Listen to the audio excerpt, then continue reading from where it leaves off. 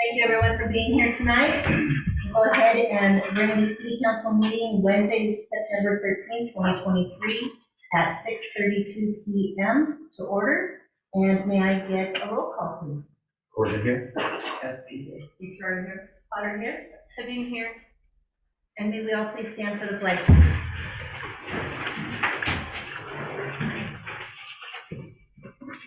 I pledge allegiance to the flag of the United States of America and to the republic for which it stands, one nation, under God, indivisible, with liberty and justice for all.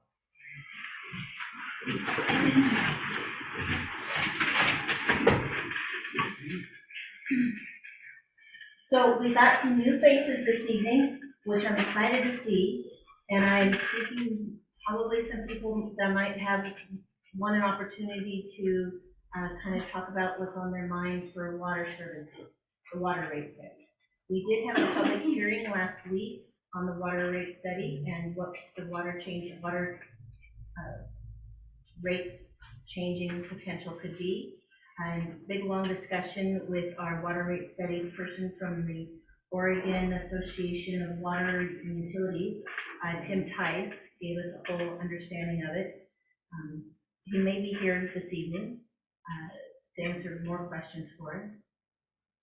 But we did cover that all last Wednesday.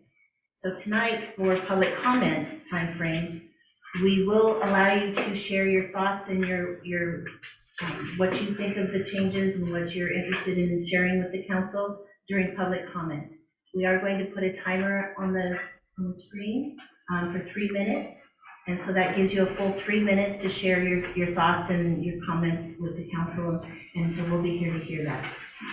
We will also include people who are online who want to share, but we'll go through public comments in person first, and then we'll ask anybody that's online. I know that there is potentially a Susan Corbett.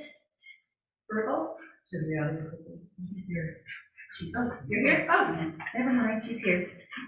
Wonderful, that's helpful. But anybody else that will want to speak online, we will be sure to ask you before we continue offer public comment. And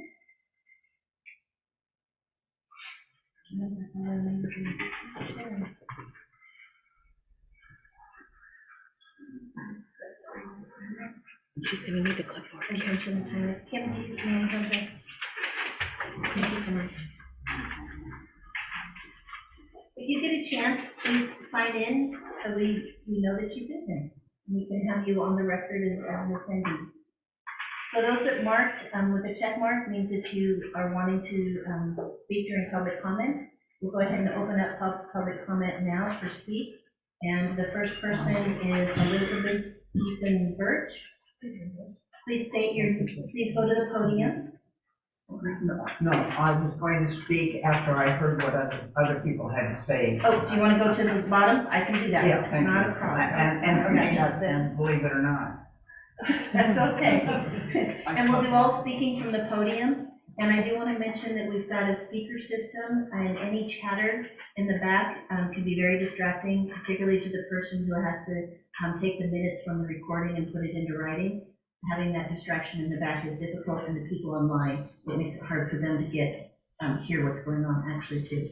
So chatter in the back, keep that down to a very, very minimum. Next person was, Doug Edwards, did you want to have an opportunity? You didn't check, but I just want to give you the No, I'm like her at the end when you get things going. Okay, sounds good. Kathy Phillips. And please state your name and your address when you reach the podium. Thank you, Kathy. Kathy Phillips, 19625 Northeast Waffle Road, and one of the district people. First one, I'm as a member of the Water Advisory Board. I see you're putting discussion and decision on your list to do tonight, and I'm hoping that we can delay it for a month on the decision, so the Water Advisory Board can meet as a group and actually go through the rate study, because we haven't had a chance to do that as our Water Advisory Board hasn't had a chance to do that yet. And on the other, looking at the rate study, I still don't understand it all. I'm trying to, but I haven't had a lot of time to dive into it. So I am concerned about the rate of the increase, how fast you're going to do it. If you're gonna do the increments, or if you're gonna just do it all at once. Because it might not be mind-boggling to some of the Yamhill people what their rates are going to do, but it is when you start looking at what it's going to do to our outside water district. And we have people at home that are on fixed incomes, the same as the city of Yamhill does. We're doubling our water bills with the rate increase. So that would be my request, is that we kind of look at, can you do it slower, like you've done in the past, where you've done a percentage for 3 years in a row, or something like that. Anyway, so that's, my concern is the increase is pretty. Thank you, Kathy.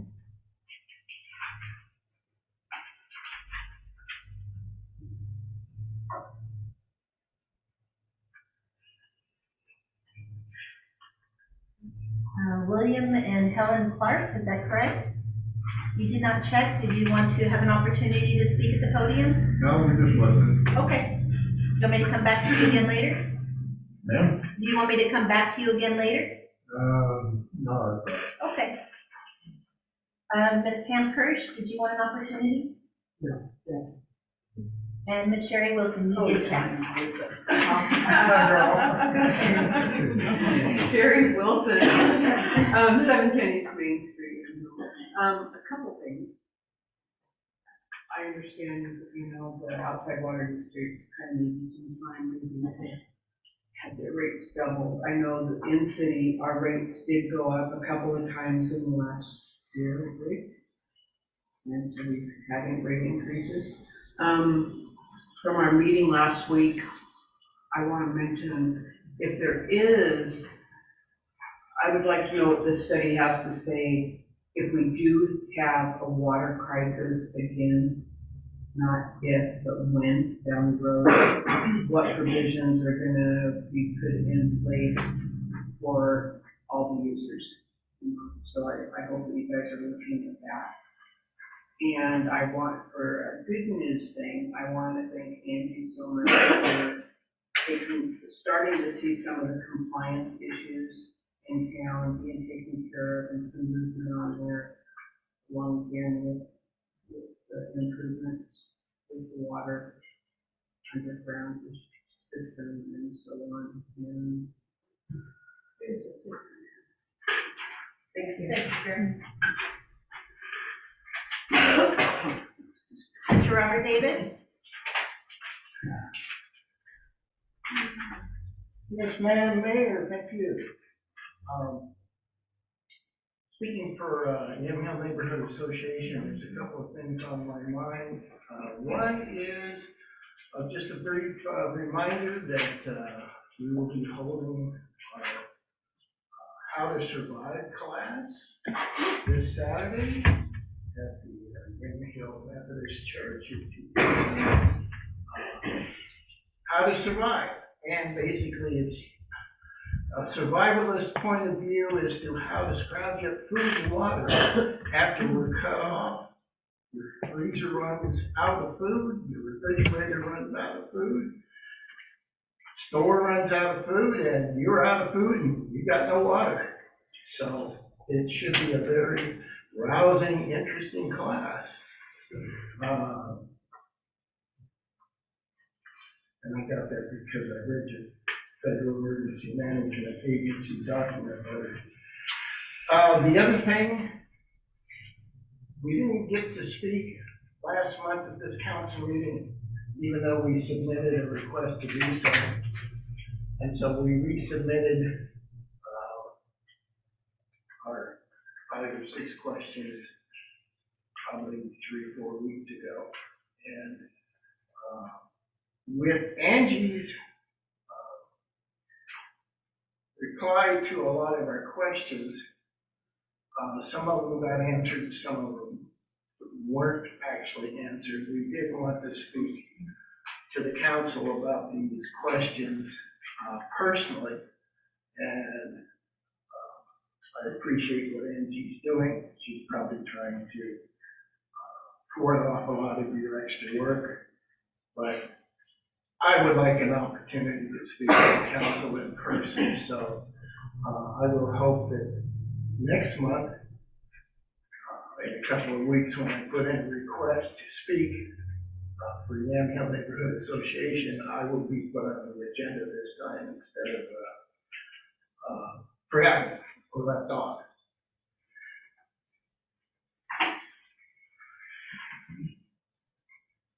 Personally, the Water Advisory Committee that needs to look at the report is one thing, and I believe that needs to be done. I would hope that the council wouldn't rush into a decision about the water report, even though we were waiting on it, and finally got it, and was glad to get it, but still, it needs some more digesting, and it needs some more speaking about. I appreciate what the foundation did that did the report. They did an excellent job. And all my questions were answered, except for the outside water district and what you're going to do with them as ratepayers, and whether you're going to allow the full extent of the percentage of rate increase to kick in all at once. So I guess my time is up. But anyway, thank you so much for hearing me. Thank you, sir. We'll come back to you, Sharon. Thank you. Ms. Patty Perrin? Patty Perrin, 215 North Maple Street. So, last month's meeting, I addressed the fact that I had submitted 3 questions a full month prior, and that I got answers to them, but they weren't related to the questions that I had at all. So Kay was surprised because she said she didn't know anything about them, so she took down the question. And I was surprised to not see any information on the agenda today to address those questions. One of which was potentially answered in the town hall meeting for the water. So that one I get it. But the other 2 questions, like I say, haven't been answered at all. And I'm going to compare the fact that they haven't been answered to if somebody were to call City Hall with questions about their water bill, and Tim says, basically, not that you would do this because you haven't, but I'm using you as an example, could you answer the phone? But for her to say, too bad, so sad, I don't have time to answer them, and I'll get back to you when I can, and then never getting a response. That's the same type of feeling that a lot of people have, and I'm not just talking for myself, but a lot of people have within the city as far as questions being answered, they're ignored. And a lot of people aren't coming to city council meetings anymore, and these are people that I've spoken to over the phone that have never met them. And their response is, I don't go to city council meetings anymore because no questions are ever answered. And I understand that you all are getting paid, that you don't get paid for this, but the purpose of city council, the way I see it, is that you're here to help people understand what's going on in the city. And when you ignore that, that's a detriment to city council as a whole. But it's also an issue with the residents of this town because then they don't know anything about what's going on because they can't get their questions answered. So it's just food for thought. I don't want to waste your time, Patty, but do you mind if I speak to that really quickly? Oh, no, not at all. So after the council meeting, and I took down your questions again, I wasn't part of an email thread, and then Yvette forwarded that to me. So In that thread was your questions and the answers, and I feel that your questions were answered. And sometimes, when a question's answered, it's not the answer you want to hear, but it's been answered. So I can say that with all honesty, I really felt within that thread, your questions have been answered. And I'm sorry if you don't feel that way, I really am. No, and the only reason that I say that, and I'm gonna use the water district for, I'm sorry. The only reason that I say that they weren't answered is because two of the questions had to do with the water.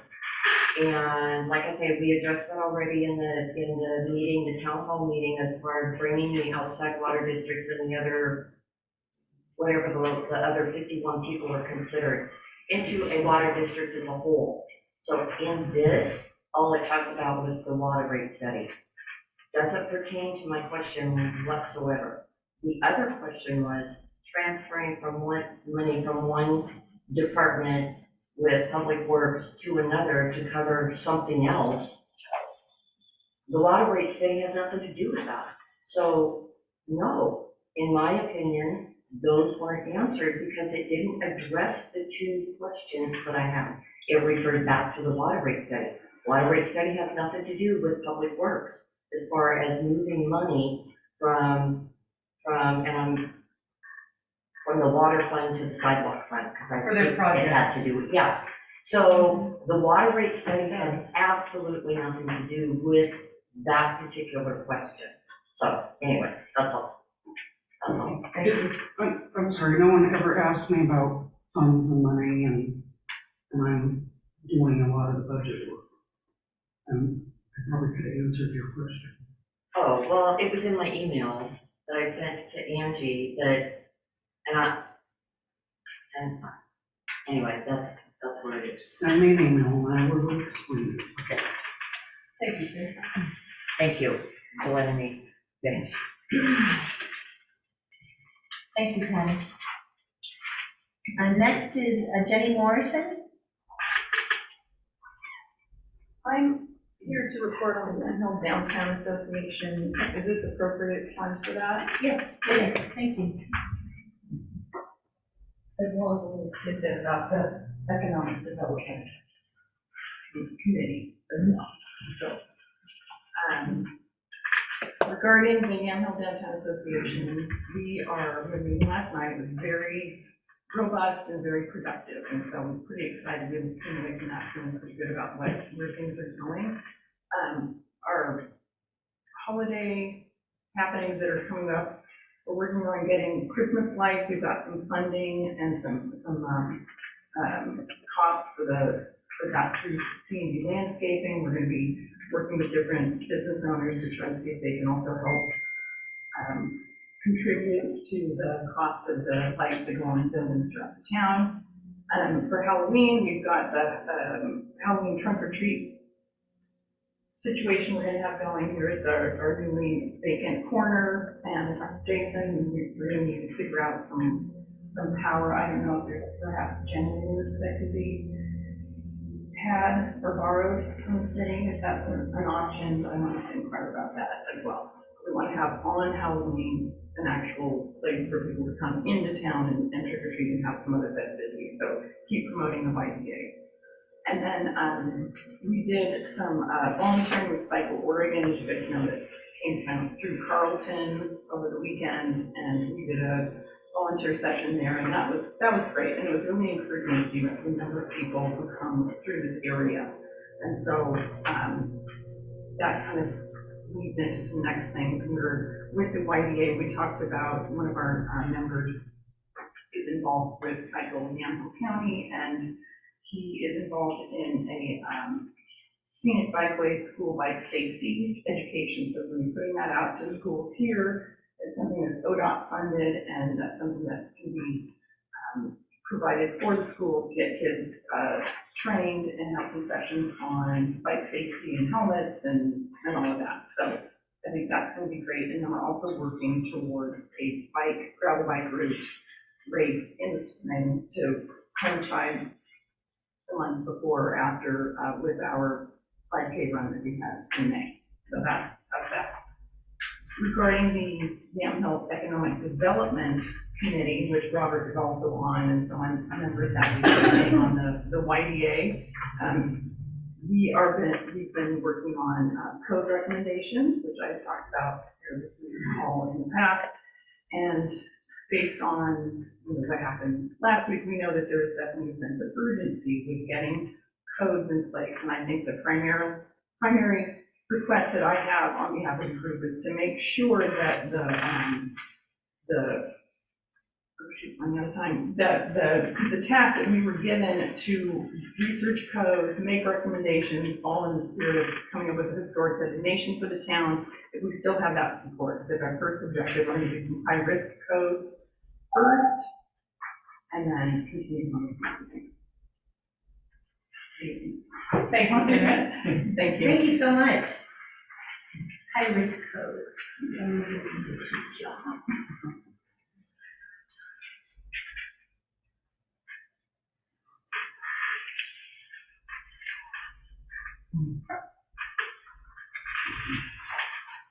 Dempsey? Not Chet, did you want an opportunity? Yeah, I will. There's a couple of things that, and maybe I missed it. Can I get an address and name? 21110 Northwest Adcock Road. Okay. And because I just got the Yamhill rate study today. Notice some errors on, they're adding, I guess, in the first page, on the executive summary. On the number of connections, the total connections, they have 246, and well, you have 523 in the city of Yamhill alone. So just, not being able to dig through everything, yet to see everything, but it makes me question, okay, how many other mistakes we have on in here, and what are we doing wrong with it? The other thing is, has there been, as far as grants for the city, and how that's affecting, the budget? And, some of the other towns have gotten substantial grants that have helped them on out with theirs, so if anybody can answer that, have we put any for the grants? Nobody has. So, that, to me, we should be, kind of looking at, for helping on out with the water system, and that's something that instead of putting the time into getting these grants and stuff, we're putting the burden on the people that are in the water districts, in town and out of town, and we're not doing our job then for, trying to help the community by putting in for these grants. So, to me, that's a big thing that I feel like kind of fell flat on our face on, as far as I'm concerned, and I think that there's quite a few people that feel the same way. And that's, pretty much I would like to see more activities to help alleviate and before we make a decision on just upping the rates substantially. Thank you. And we're back to Susan. Did you want to?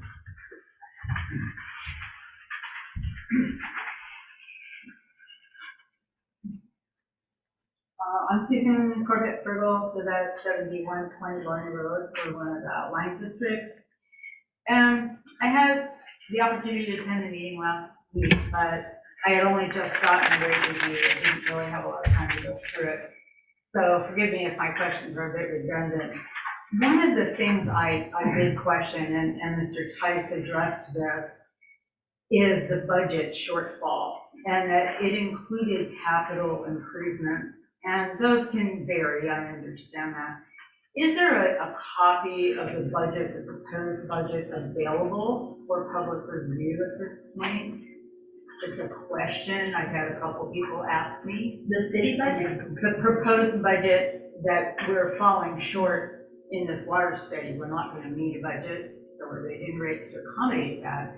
My question is that budget available? What's it include? It does outline all of that in the water rate study. All the things that Okay. it covers. Because he mentioned that removing capital improvements would not substantially help, but it would improve the situation somewhat. So my question is, based on what the scope of those capital improvements are, has there been any discussion on that option to help especially the outlying districts from not having such a huge rate? Anybody know? It's been all part of the discussion. Okay, that's fine. The other thing, my question was, is you mentioned that there was some discussion of an intercept with Hillsborough. Is there any further information available on that? And I do apologize, I've come into this. The outer districts typically, haven't really felt to be part of the city council meetings because we're not in the city, but of course, the water doesn't affect us, so I'm not exactly up to speed on everything. But do you have some information on that that's available, or what the proposal is, the costs, any of that kind of thing? Costs haven't been locked down, but we have our letter of intent to the city of Hillsborough. Okay. We're still looking at the scope of work, design, surveying, the route. We've been discussing with Carlton. Carlton, in a sense, they sent in a letter to Senator Boquist for a request for grant funding for that project. So we're still kind of in the language aspect. You're saying City of Danville, I'm sorry. what was it? City of Carlton. Oh, Carlton did, yeah, Yeah, okay. We're trying to make that trying to Okay. make it more of a broad scope project. Okay, is there a time frame on that at all, you know? Not that I know of. Thank you. There's a lot of work Oh, that yeah. has to go into that process. I mean, Hillsborough is still trying to gear up their cherry plan. Right. That makes sense. Okay, thank you very much. And the last comment I have real quick is just, I really agree, if we can possibly delay this, we've really had no time to review this. We have a very high percentage of older people on fixed incomes, this is going to be pretty devastating. If there's any chance there can be any more discussion or a little bit of delay, I think it would be very, very good. So I just wanted to add that comment. Thank you very much. Thank you. Gonna go back to Elizabeth Birch. So Elizabeth Ann. Elizabeth Ann, pardon. No, I have nothing at all. Wait a minute.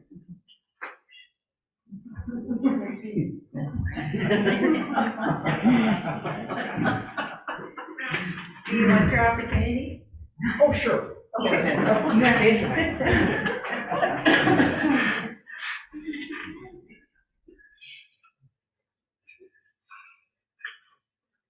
I'm called Liz Ann Birch, and I live at 20585 Northwest Adcock Road, and I'm on the board of the Pleasant View Water Company. And I read the paper about Lafayette's rates going up, and the first thing I thought of was, oh my gosh, is that going to be us? And as Jenny said, we have a lot of older people in our district, in our company. We have 40 homes. I do not know the number of the total outlying homes. Do you know, Susan? I don't know, and I don't know where the number 51. 162. How many? 162. It's 160. The 52 comes from the people who are not on district. Oh, They're residents that are on the main line but not on a district. So it's a lot of people. And I, as a board member, I did not receive any information about this meeting or the last meeting. I don't know how you communicate, if you let Susan know or let us know or Barbara or. I sent all the water districts an email with the wet water rate study attached to it. All the water districts got it? Mhm. Oh, okay. And I don't know who my contact point is. You sent it to me for last week, but I found out I got it last week. from here. How do you find out about the other meetings? The Because I city don't. website. City website posted to the post office. Yeah, 'cause that court I board. haven't been here, I wasn't really sure. Yeah. where- Okay, well, I appreciate anything that you all can do to consider, the rates and I'm sure you will. It's a big problem, and, we hear it's gonna be a dry winter, let alone what next summer will be. So, if anybody has any ideas of how to get more water, any place, but, please let us know. Thanks for letting me talk. Thank you, Lena, appreciate it. What's your jacket? Thank you. My daughter will appreciate that. We covered everybody on the list. Oh, Sherry, I'm sorry, please, yes. Sherry Wilson, 710 East Main, and two things. I forgot to thank the police department because I've seen a little more, coverage out across from where I live, of patrol cars and people being pulled over for speeding, so I appreciate that. On a couple of things, this water thing's been going on for 2 years, so I don't know, the outside water districts are their own entities, my understanding. And so I'm really sorry that all of a sudden this is a surprise to you guys. And as far as the idea of grants, you're your own entities. I think you would be the one for your water district to be the ones trying to apply for grants. So The grants that we would have for our water district would be for our line, for the company, for the Pleasant View Water Company. It would not help the city of Yamhill no, I'm not. with their stuff. Right. And that's where the big dollar amount Because is coming the city from. And owns we've the been, water rights. and we've been talking about this for several years now. So just FYI, I mean, Kathy and the group in the water commission, they've been working for 2 years on trying to come up with some ideas. There isn't gonna be any more water. Thankfully, Jason and Kyle and their group of people have fixed leaks and made a major difference. So as hot as it's been this year, we haven't had any problems, thank goodness. And it's due to that. So they are making improvements. And you guys shouldn't feel like, oh, the sky is falling, because you were given wrong information a couple of times. So I just call Kim. Get it from the horse's mouth instead of, just taking hearsay. So that, I just wanted to mention that. Thank you, Sherry. Thank you. Man, after that. So I also want to encourage everybody, especially the people out, I feel bad that a lot of folks here feel like you just found out about some stuff.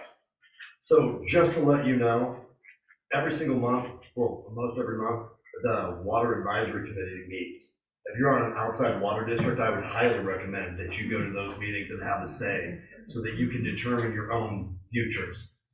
First Fridays of every single month, we have a meeting here in council chambers with either the mayor and the president of the council, Buchari, and one of the councilors. You would have an opportunity to ask any question that you would like as it pertains to the city, and we would be happy to get those answers back to you. And again, to the other people that have questions that have been outstanding for a period of time, that's also an excellent time to ask those questions. We do have the time typically to research the questions. Kim's been helpful in the past with some intricate questions about code and criteria that she's able to come up with the answers to quite quickly. And the one time that we didn't get that, Angie found it the next day. So please come and talk to us. Nobody's trying to not be transparent. We're here all the time and quite often by ourselves. So please come down. That's all I've got.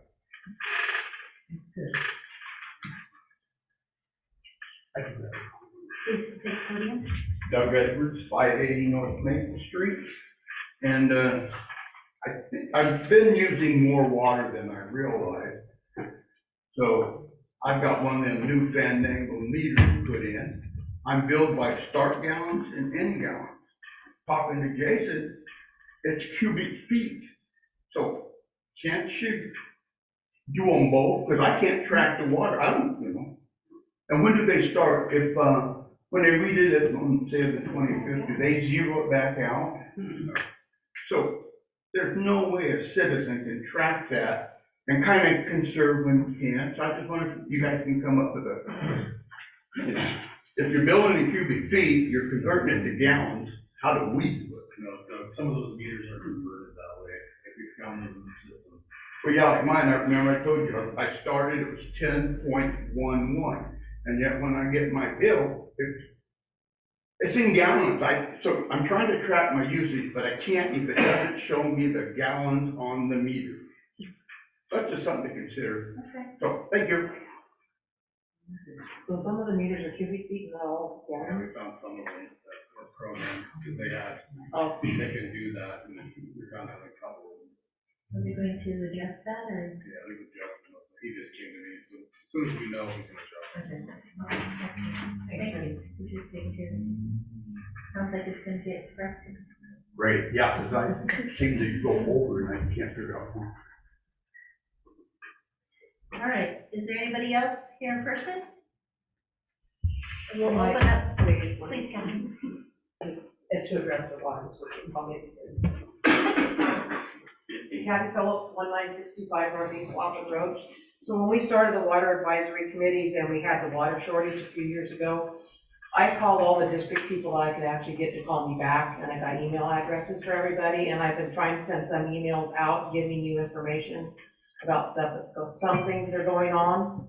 And so if you're not, I don't know what happens to it, I just send it to one person in each district, basically. And, you know, so I'm trying to get information out there, but what happens to it after I send an email, I don't know.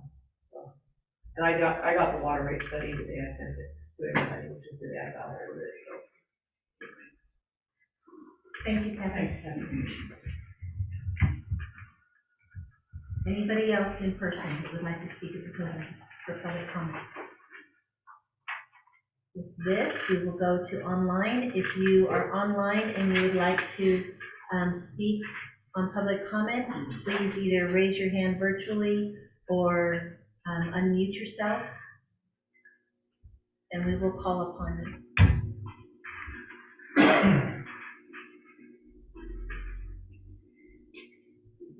No hands. Not seeing any hands.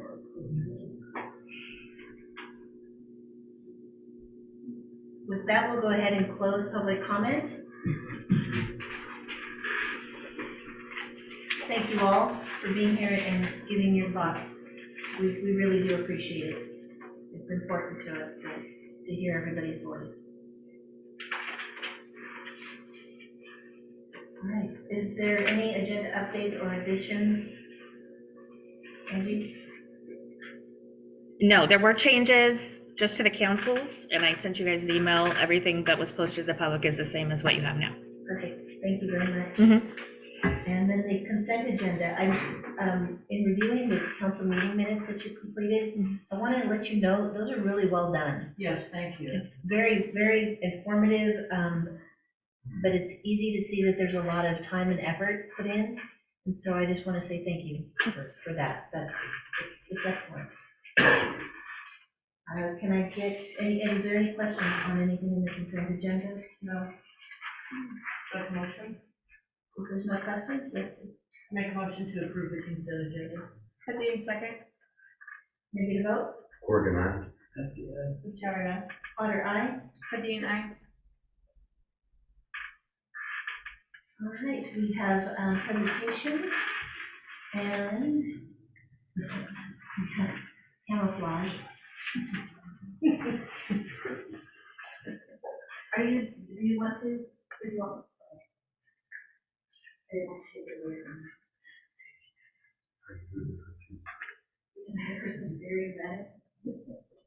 Kim, will you join me?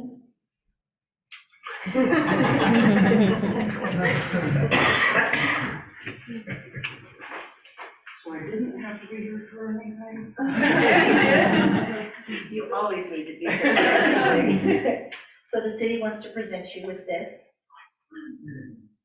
And I'll let you hold it while I read what it says. 25 years of excellence presented to Kimberly Ann Steele with recognition and appreciation for your hard work, humility, generosity, and loyalty in various roles of responsibility. Your continued dedication and work ethics are exemplary. We are proud and honored to have you representing the city of Yamhill. From August 31st, 1998 to August 31st, 2023. 25 years of service. Thank you very much.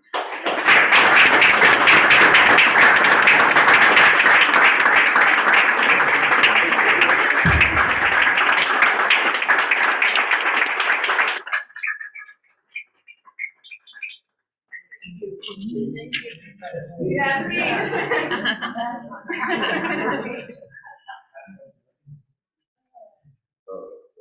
Well earned. Maybe that's a surprise for you. Yeah.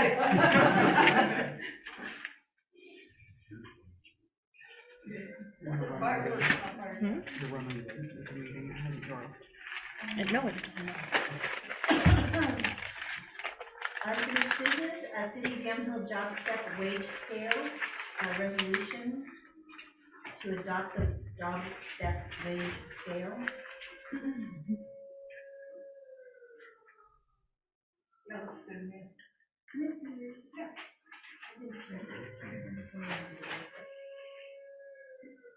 Does council have any questions or?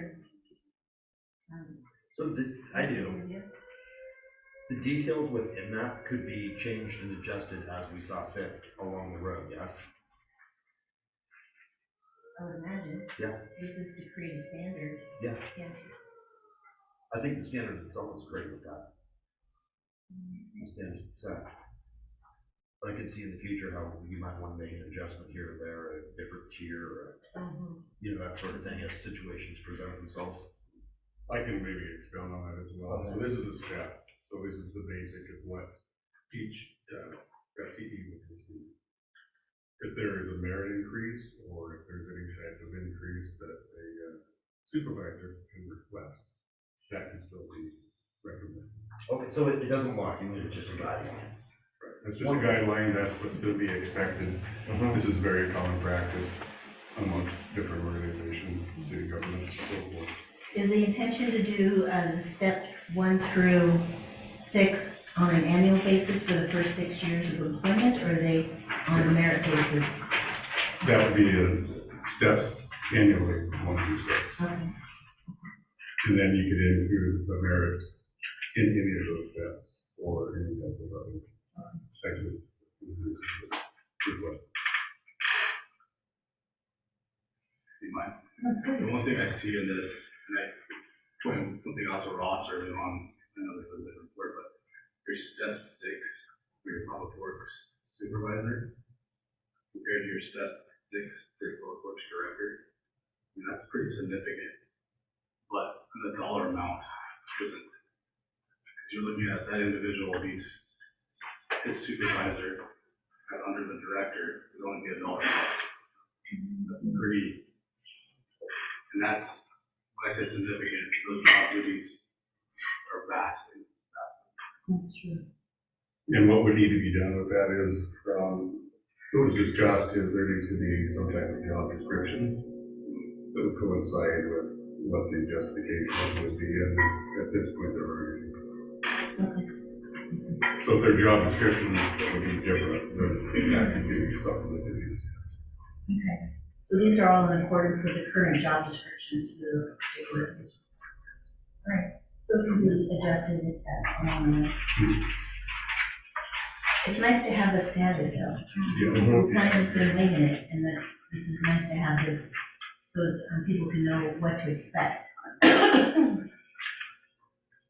Thank you, very nice, very good. You're doing it. Second motion? Is there any questions from council, any? No? Staff, any questions on the wage scale? I reviewed it. No questions? All right, then it's the motion. I make a motion to approve resolution number R812, a resolution by the City Council of Yamhill, Oregon, adopting the job step wage scale for city employees. Can I get a second? Courtney, second. May I get a vote? Corrigan, aye. HRF. Otter, aye? Budgie and I.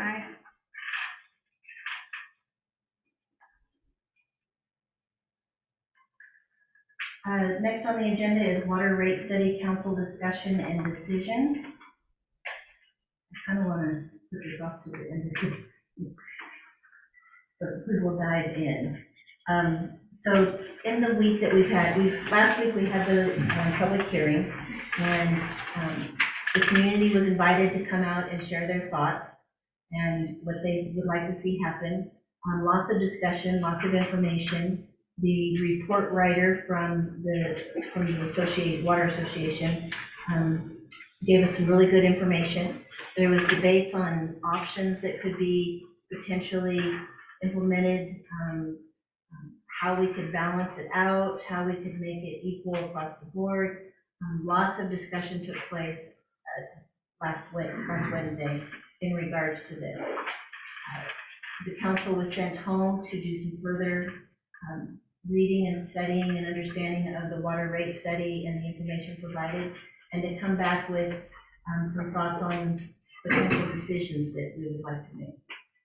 We did ask Tim Tice to come back and talk with us about, or to submit to the city, some answers to some of our questions that we had on other options, other ways of getting the additional funding or the additional increase without putting such a heavy burden on the residents themselves. And I don't know that he submitted anything to us yet, so we're still waiting for that information. He wasn't sure if he'd be able to get it in a week's time, so I'm not surprised. So council, with that, this is our time to kind of work through some of the questions that we might have that we can answer without Tim, or at least kind of just discuss what the options currently are on the table. Does anybody have thoughts on that? I have any questions? You ready for it? Yeah. I don't know if it was answered somewhere last week that I missed, but I just recently thought of it, but I'm curious if Jason knows if this rate study includes the new connections in the development that's being built, and then if not, is that enough new connections that some of it needs to be recalculated, or, like, I don't know if that many will affect the numbers of people enough to consider maybe recalculating if those included, since they'll be up on one for in the future. So no, they don't calculate in the additional homes. I know Tim's gonna come back to us like Mayor Potter with some adjusted numbers. To be honest with you, I don't see an offset too drastic to really make a conversation piece out of it with 50 plus homes. We're dealing with, a CPI that's increasing 12.3% per year annually. So, I mean, it's just a cost, it's kind of the nature of the beast of doing business. Yeah. Does that answer your questions, Tim? I think so. There'll be more. I mean, most of that funding is built up in SDCs. In a sense, if you get 20% here, 50% here, project, but not a lot of amount. Yeah. Okay. And one of the questions that was mentioned during public comment was grant funding to support the CPIs. And I know that that the Merkley grant was being counted on. We did not get that, right? That was included in the budget. It was in the report, in the study. They counted that funding as income. So the 350 that they were saying we were going to be short, that we needed to make I up. found this on the web. That we needed to make up for, now have that additional funding that we will not receive from Mercer's office. Is that correct? And, this is something we discussed this afternoon, is that money was gonna be used to do a low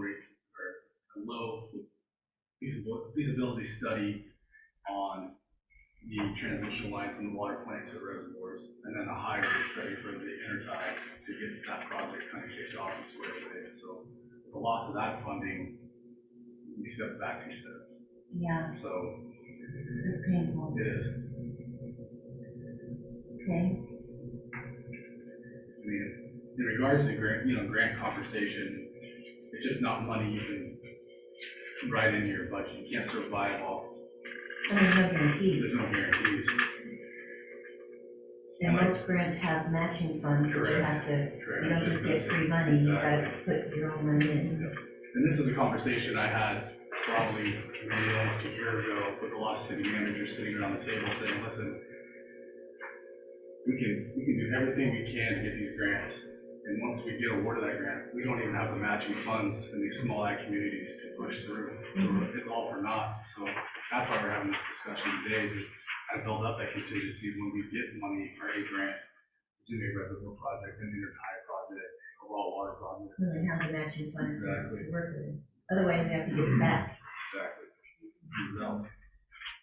That's painful. And prior, you're taking loans where we saw that 17 and 17%. And that was something I stated to Kim and Graven earlier. Everybody's looking at, oh, our rates have gone up 43%. Well, in essence, it's probably gone up 12.4%. But that 34% is going to debt revenue service. So we're not getting that to do the CIP project. It's just going to debt service. So, There's not, yeah. And CIP, CIP. can you, for the record and for everybody, explain what that is and what it is, So- they haven't read the study? So CIP basically is a project that Public Works sits down with our engineering and kind of focuses on our main failures in our system. So if it may be our transmission line's a great one from the water plant to the reservoir, we look at that and we put it on a rates that we put it steps 1 through 12, 1 being our most important, and we're trying to build up revenue to get that CIP project done. Hence, grant projects, grant funding, SEC money we use towards those. And as we go down, it's 2, 3, 4, 5, 6, all the way to 12. It's just projects that engineering is looking at on an annual basis and building a number off of that CPI. And sometimes they get kind of feasible prices from, we'll call up a contractor and we'll say, hey, give us a price for how much it would cost for this line here to replace. They come back, they tack on that, there again, that 12.3%, sorry to sound redundant, and then we look at that project and say it's gonna be $589,000 to get this project done. But once it's on that CIP list, it becomes more grant fundable, because we've done the research, it's a shovel-ready project. I think I'm answering all the questions there. I mean, if there's any more details anyone needs to know, just. And CIP is capital improvement project. Correct. So it's our list of urgent projects we need to get completed in an urgent amount of time. Right. And we need to have the funding to make that happen. And these projects, in this particular case, are all water systems related in wastewater. And so they're our utility. Correct. All of them.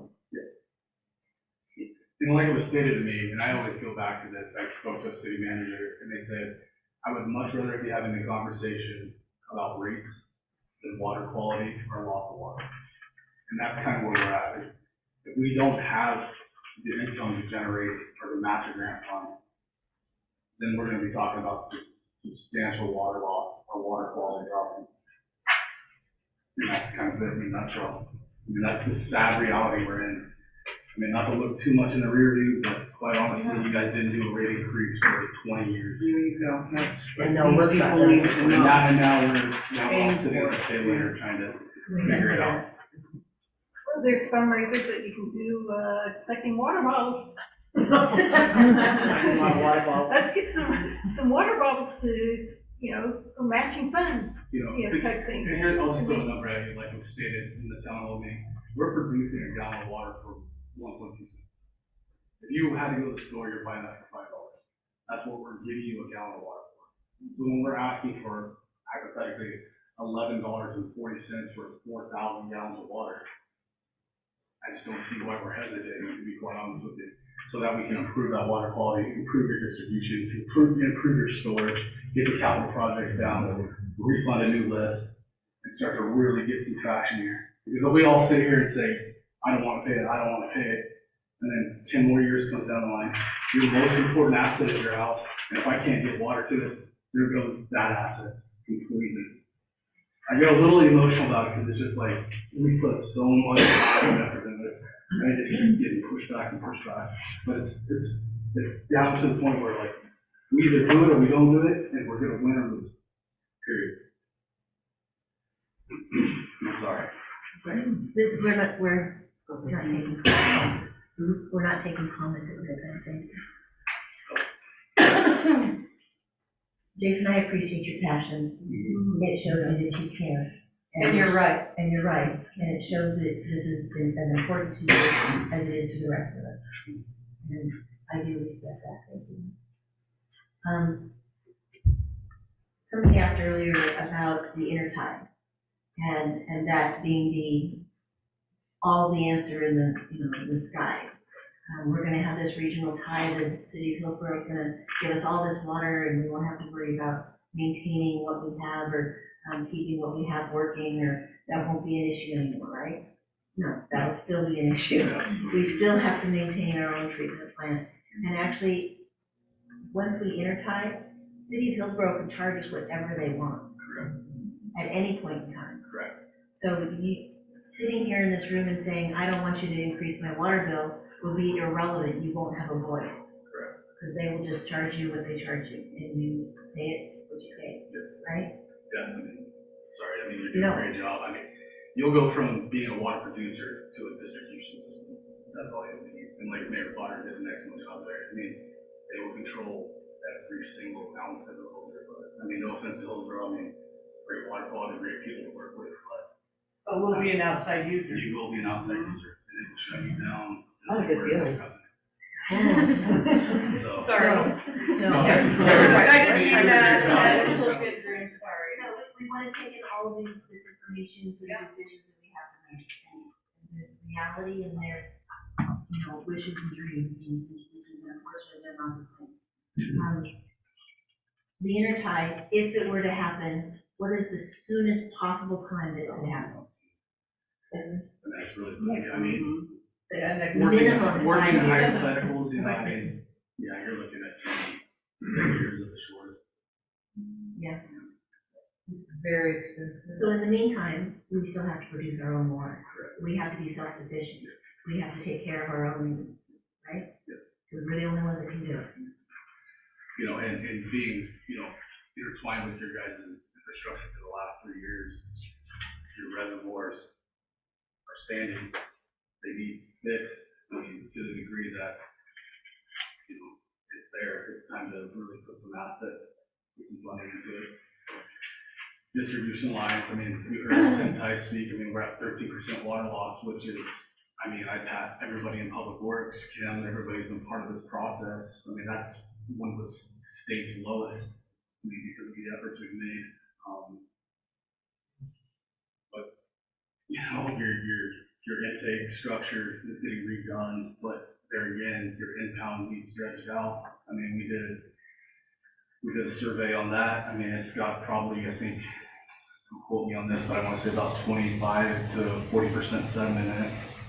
I mean, these are things that we cannot generate getting fixed because we don't have the funding. Yes, grants can come in, but we don't, like Mayor Potter said, we don't have enough in contingency to match. You're stagnant. So. You talked about the impound having 25% sediment in it. The impound is a large pond that stores water for us, and that we can open up a valve and it can go down the creek and then be taken into the treatment plant. Correct. That's what the impound is. And so that hasn't been maintained or addressed ever, probably. And so 25% sediment will surprise me if it's only that. Yeah, that's what I said. I'll hold you to that. Yeah. But that does need to be dredged out because the impound of the pond, we'll call it, needs to be dug out and made deeper. Currently it holds 9 million gallons. Correct. And how long would 9 million gallons last the city? Probably a week's time. A week? So we have a week's worth of water in storage? Correct. Okay. And then you talked about the storage tanks. They're up on the hill and they're gravity fed. And the treatment plant pumps that water from the treatment plant to the storage tank. Correct. So that's clean water that's stored. Correct.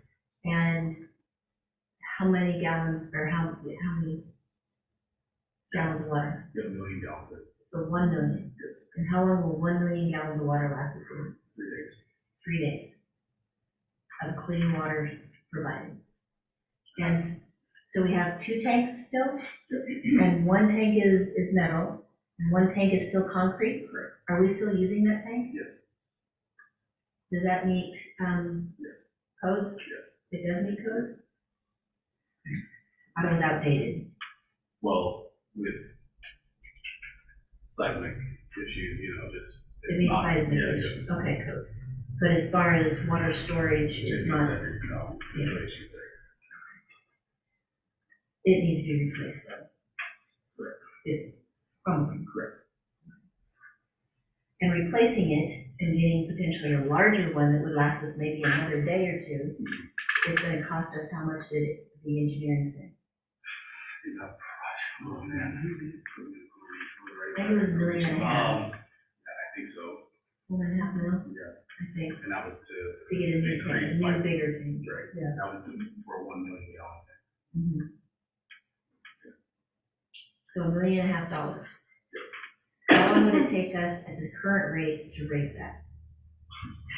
It would happen, Yeah, So or it would have happened by now. No, yeah, exactly. Exactly. we're going the wrong way now. We're- Yeah, we don't have any, so we're less than 0, so Exactly. never. And so explain for the record,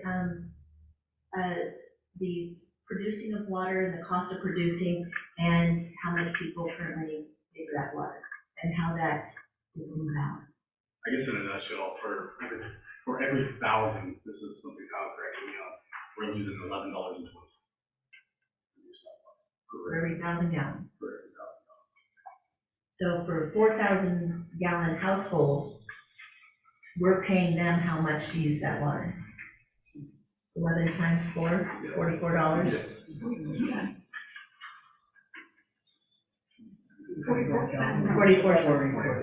He's saying 11%. For 1,000 For gallons. every 1,000, we lose $11.20. So even your rates, I'm sorry, will take care of that.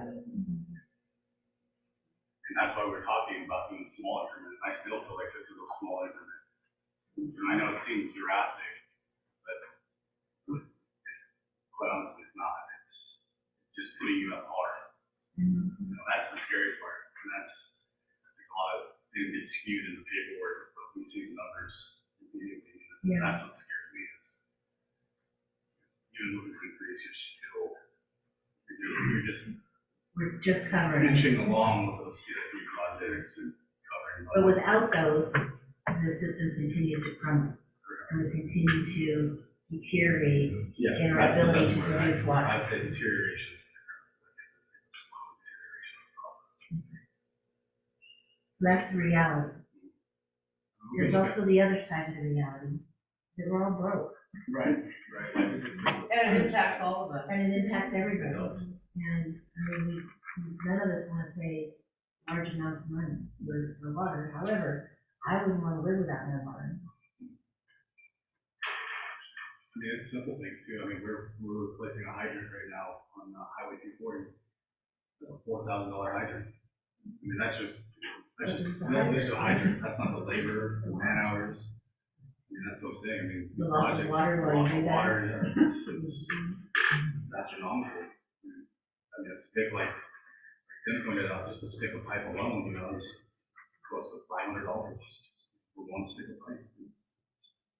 The world we live in now. And I apologize for the years, like, again, I don't blame anybody, but there was a lot of years of neglect here.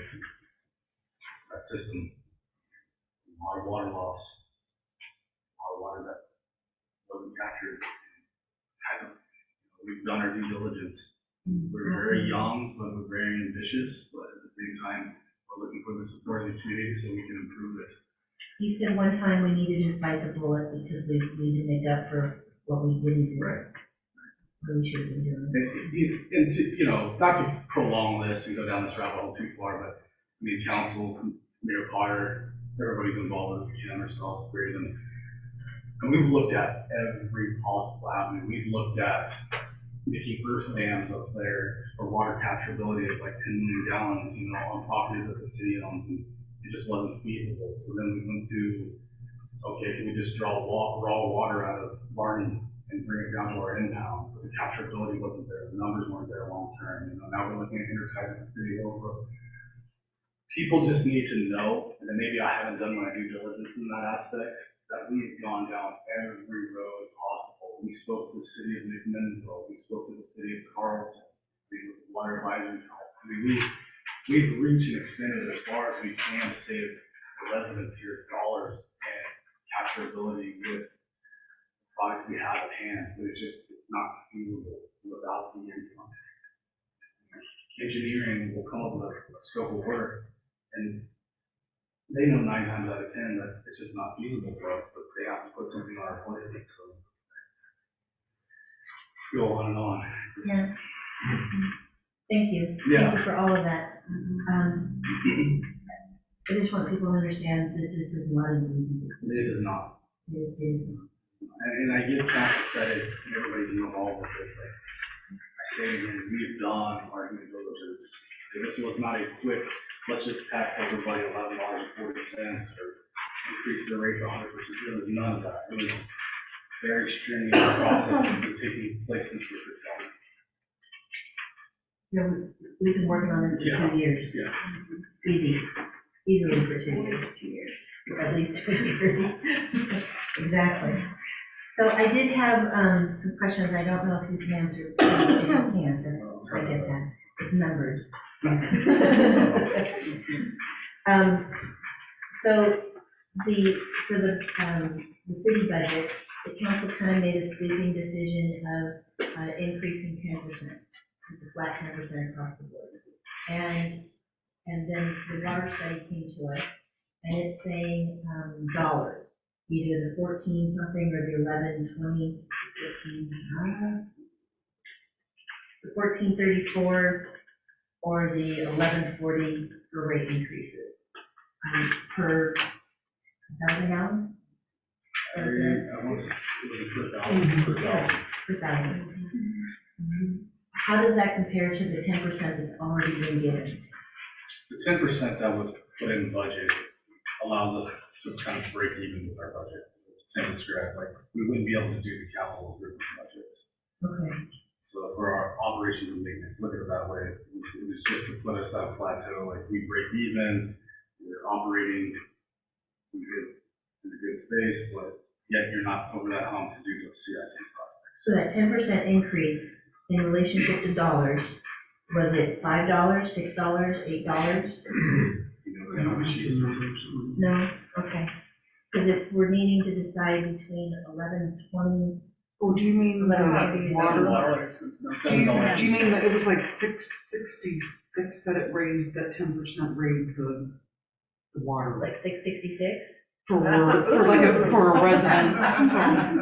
So it was $6.62. $6.62. Yes, so we weren't, it wasn't That. satanic, it was just water. So I mean, it was, that's what the 10% was. Okay, so the 10% equals $6.62. For a city resident. Correct, and And then it- 35.82 for commercial.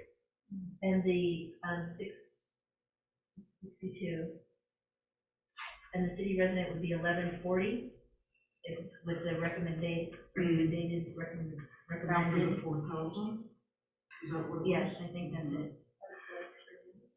Yeah, it's 1140, and then tier 3 is 1360. So was that calculated in the 1140, 662. the 662? So would it really only be No, like 5? no, an additional. So it's on top of that.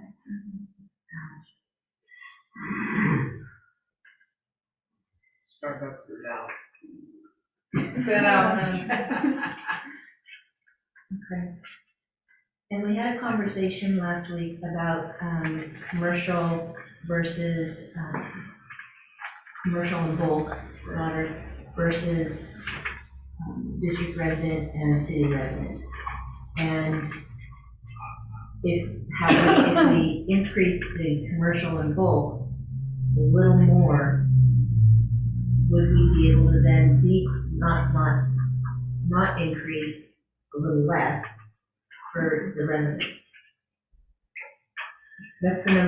to get back to me, and you have an idea? I don't have an idea, Okay. but, I mean, that's, this is a conversation with Jim and I, it's significant with the commercial, which I still don't understand. I don't get it either. Our I just- government's paying more than a commercial user. Yeah. Just, like, in my mind, that's so backwards. It's so backwards. Yeah. So swapping it, I and almost giving the commercial in bulk, the higher rates. Can I ask this, and this is something I don't know, I'm just gonna put it out there. With commercial users, they get taxed that 17 and 17%. Yes. They did, Mhm. so. So that was- Their rate is even lower than the 30%.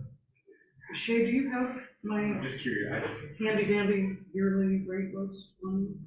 I don't have your handy dandy rate list, I just have a. Everything got, across the board, everybody got the 10. So Is this what they you're talking were, about? no, it's a Excel spreadsheet, so as far as I can remember, commercial users, let's say the restaurants, the store, were just charged what it was for the meter charge, the basic meter charge, and then they didn't get an allowance, so they paid for everything. They didn't get like a $4,000 allowance. Oh, okay. And it used to work out that you could take that meter charge, do the allowance, and it would equal what a resident used. But that formula is no longer. Okay. And when we talk commercial, we're not just talking local businesses, we're talking School. school, School is in there. which we've talked about. Mhm. We don't want to burden the schools, however, they water the football field during the summer. And that's an excessive amount. Like how many, It was a 1 million million. gallons of water a month. I could choke on it. Well, the elementary school is paying Carlton rates currently, so. Ouch. Ouch. A million gallons a month. And they're paying the lowest rates. All right, so we need to, I really want to know what Tim comes back with the numbers on swapping and putting more of the burden on commercial and bulk water purchasers who aren't part of a district, who aren't a resident, who aren't part of our community, but they're not.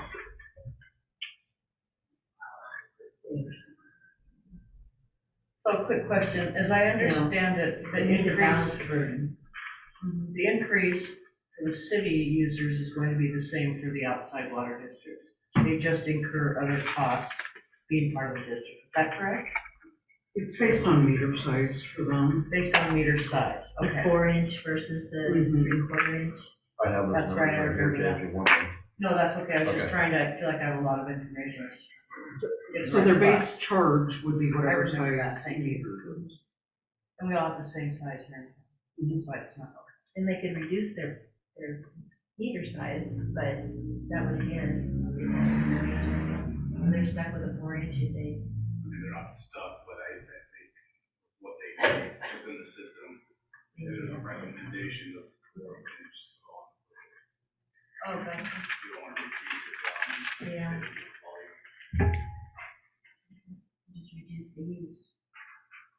And there's part of that water conservation built into this. Yeah, it's kind of a natural current. When you're paying more, you use less. Which conservation is what we're looking for. Council, what are your thoughts? I've been doing a lot of talking. Well, I do want to take into consideration that we, pause for a month, do a slower increase.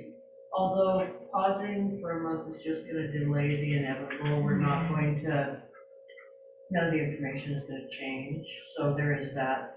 And, but I don't think we should jump into the higher one. Right off the bat, I think we should do the tier that was recommended.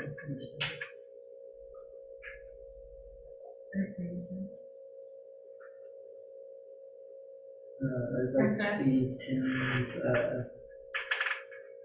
numbers, First? bunches, yeah.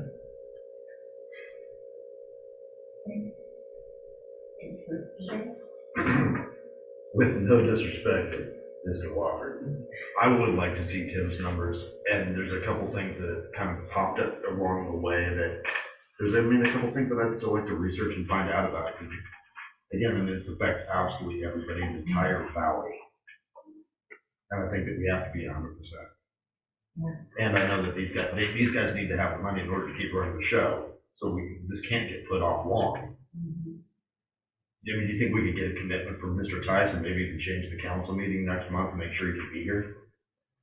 We could do another, Work session? work session, public hearing, whatever you want to call it, but yeah, we could do, in 2 weeks, and do it in 2 weeks, isn't it, with us? We have to see a schedule of people. Of course.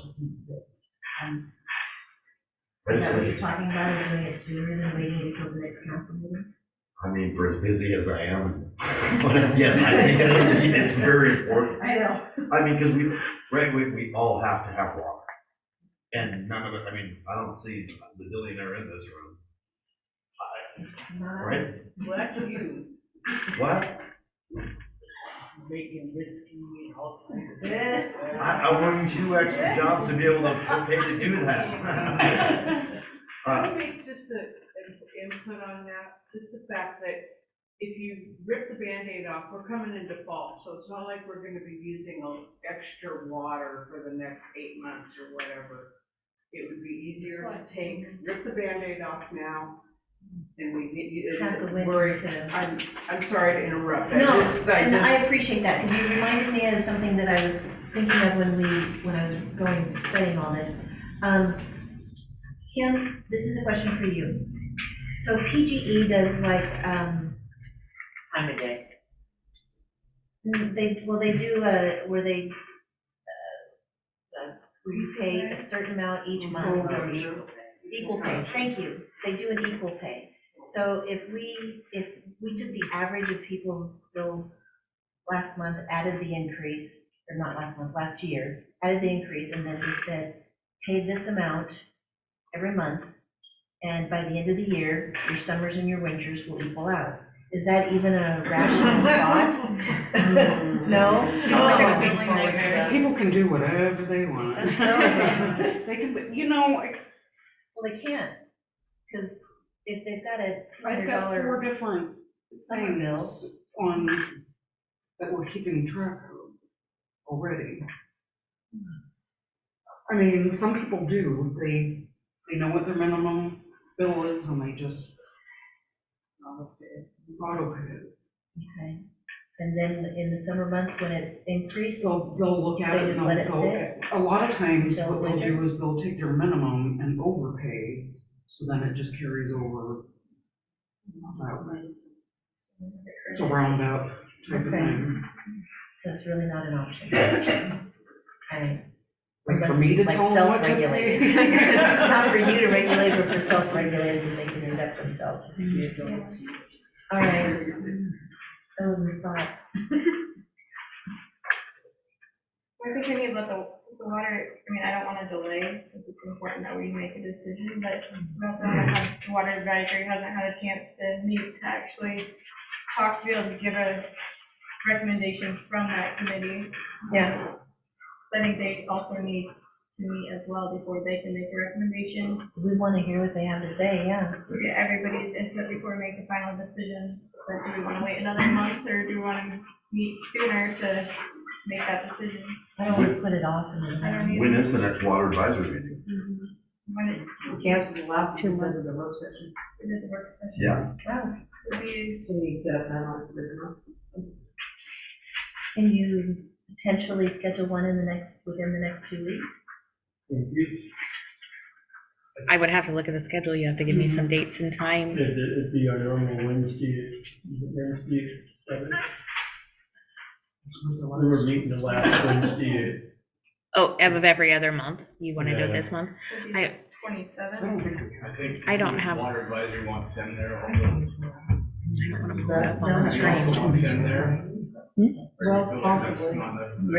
Yeah, but We I don't might have have to have a the schedule. special meeting. I think the committee needs to digest this and discuss it, and then we have questions. I think there's a lot of, let's see what else. So we move our meeting up a week? I think we do the 20th and then do, if we want to do another work Council one on session the- on the 20, or council meeting on the 27th. Do you want me to To pull make it our up? decision. Then are you gonna still do a private work session, Kim? Hold on. Or are you just gonna wait? Well, I'm hoping he's just gonna submit the numbers Oh, yeah, for me. the that I 20th asked. and the Because 20th. I know he threw out some different When numbers is at it? the end of the meeting. He did. It's $11.40, just a straight round board instead of, Not here. instead of tiering. Yeah, This is what I read. exactly. I know with the, I don't know how the rest of the districts build, but the tiering, it just is a billing issue for us, because we don't tier, you know, unless we go through a great study and which will take time, you know, for us to figure that out, but, you know, we could start tiering our people too, so it's a thought process, so. There you go. And there's always those that, you know, are overusing. Oh, yeah, it. we got one right now. Yeah. So can the, Water Advisory Committee, will you consider meeting on the 20th if there's? I won't be available. Is there another day of the week that we could? She's not. At the end of that week, I think both days, or all 3 days of that week, so. The 21st or 22nd, is that what you're saying? Oh. Hold on. All right, so how about the 27th? Is that an option for them? That would give them 2 weeks. Hold on, I got it pulled up here. I'm trying to, And then we can move I can't do this on the fly. Kim, help me out over here. How do I look at the month view? Yeah, so we could have. I gotta get my glasses. The month view. Oh, I'm hitting calendar. It should say view. Oh, there we go. Thank you. Okay, so what days are we looking at? The 27th? For the Water Advisory. 27th is open. 7 p.m.? 7 p.m.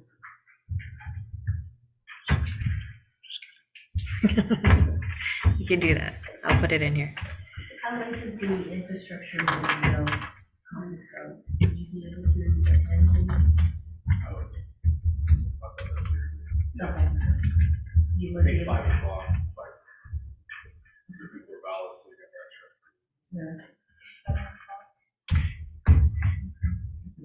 Tuesday. Check it out.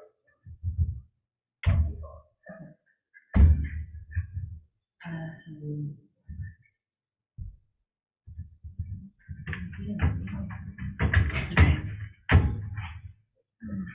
All right, and then we're looking. That's Water Advisory on the 27th? Yes. Water Advisory on the 27th. Closed meeting or what we? And I can't council, really show that. check your calendars for maybe the 29th. Or.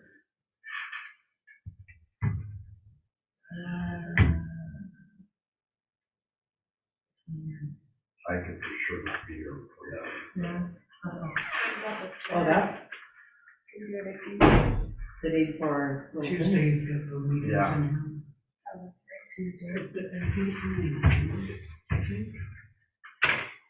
From 6 to 7, What about the 5th? It's court. if I could get out of here in time, probably, like we did last time. So the 4th? 6:30. I can do the 4th. Oh, well. Okay, that's fine. Fourth at, And we're just gonna move our regular council meeting to. I think we should. That would save us. Yeah, that would be nice. So we're gonna move the council meeting a week early. 6:30. 10:04 at 6:30. Yes, 6:30 would be good.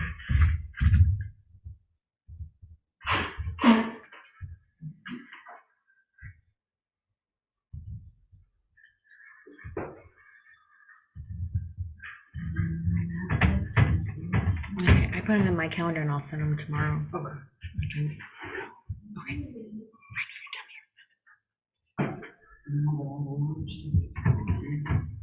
Okay, Okay.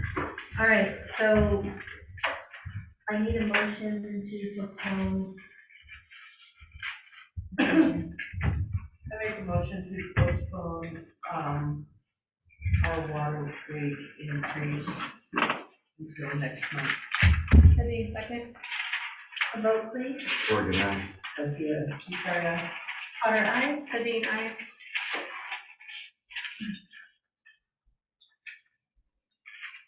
Back to the-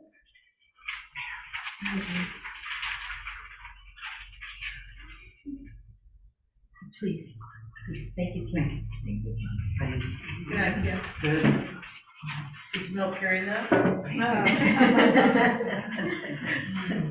All right, there's no new business, so we'll move to department reports. Oh, the committee reports as well, okay. So, city administration, Chief Graven as the interim city administrator, will you please?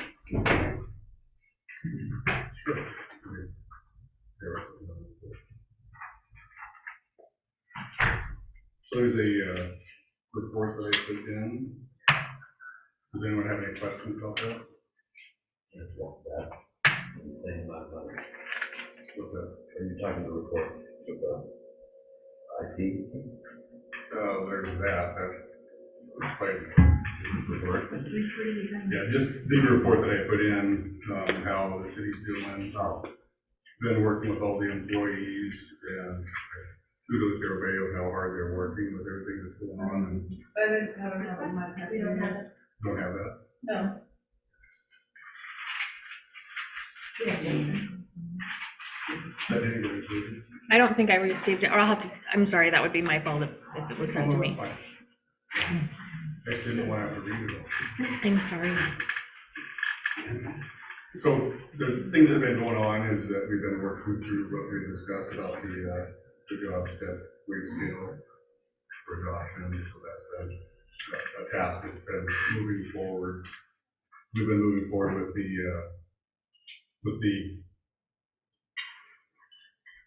been working with the things going on with PERS and working through those, and we are almost at we're caught up with that situation. So that's been really great working with PERS on. So I'm hoping by next month we where we get to be with everything with that. Yeah, we've been we're gonna be having monthly meetings as department heads and discussing things and working together. And it's kind of funny because we do already meet and discuss things also on a daily basis. So this doing once a month thing's gonna be good, but we kind of ready to do it because we just everybody's been working really diligently and doing a lot of things. But we have all agreed and council agreed it's important for open communications to know where we're all at and that we're not just sitting around doing nothing. Which would be cool.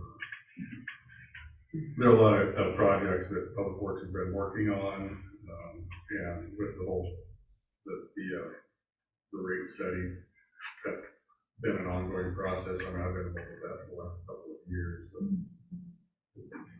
I'm glad to see that we're getting close to the finalization of that. And it'll take a lot of pressure in the long run off Public Works. So the things that have been going on with that, we've been posting, if everyone isn't aware, so this, we turn around and there's our notification board. So if you come by here at night, there's a big green TV, when it's turned around and customers can come up and look at everything on. It's much better than reading a piece of paper on the door, I believe. It's also posted out at the post office and sometimes on the bulletin board there by, where is that, I wouldn't say. Larson House. So there's a lot of different things. Andy's been doing great with the city webpage and getting that updated. And just a lot of different things on there. There's been some real challenges that we face that I won't go into detail on about the webpage, but we now are maintaining that for the most part. Andy, who's much better at it than I am. we've been talking with, Watson Corporation, and they're gonna be getting close to being done with that project over there soon, hopefully by the end of the month. What their aspect of it is, so that's moving forward. That'll be nice for a lot of the concerns that are in the Valley area and the things. I saw them out there today. Yeah, they're doing well. We've been working a lot of, different trainings. I went to another grant training, and, very interesting. So, the city, just sort of, I know it's been brought up, and that's part of what's on my report, is that the city has been diligent with grants. They're just very competitive, and they require it. So I did a project initiative a while back about subcontract services. Sorry, Jason, sorry, I've been listening to it, because they got this way. So we've been working with Business Oregon, and Jason and I met today, and we're gonna sit down with Business Oregon soon and discuss what grants are available, what would be the best fit for the city, also work with AKS about grants. And what's nice about them is that, for the most part, grants are competitive, but they really don't get money unless they get the grants, so it's kind of a motivation for them as well. And then working with Willamette Valley Council of Government, who actually does a lot of grant writing. So Business Oregon will help us look for the grants, and then we have others that will help us write the grants. So Jason and I and Kim and Kyle as well will be working through that process to see what grants are available and see what ties into what projects the city has. Work through. We've been working through the Microsoft 365, which trying to streamline that process, so that's gonna be a process. And the reason I bring that up is that there's some accounts that the city is paying for that is like a Microsoft 360 Pro, and I don't think that all people need that. And so I'm working to streamline that, because it's at a pretty good substantial cost I wasn't aware of. So working through that process as well. I have, for the police department, the police report in there, if you have any questions about that and how things are going forward, police department. Corporal Van Cleve received recognition for his life-saving efforts that occurred on June 23rd at the Amarillo Fire Hall on August 24th. So I awarded him a couple of life-saving pins there, and there was others that were first responders that were recognized as well.